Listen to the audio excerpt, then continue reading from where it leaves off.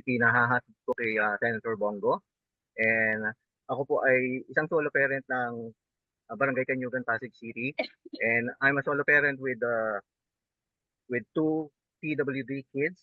And I've been an advocate and a stakeholder for Divorce Filipinas Coalition.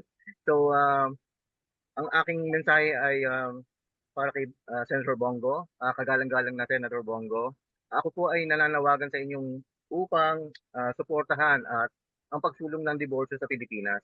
Alam ko po at naniniwala po ako na ang inyong suporta sa diborsyo ay magiging isang hakbang tungo sa pagbibigay ng proteksyon sa pamilyang Pilipino na nasa panganib o hindi yung nasa maayos na sitwasyon ng kanilang pagsasama. So ang pagkakaroon nitong divorce law ay magbibigay ng pagkakataon para sa maayos na pagtapos ng hindi magandang relasyon na parang sa paraang legal at organisado. So yun lang po, inihiling ko po na sana ay patuloy ang inyong pagmamalasakit sa aming mga nangangailangan ng diborsyo. And I'm hoping na sana maisulong natin to.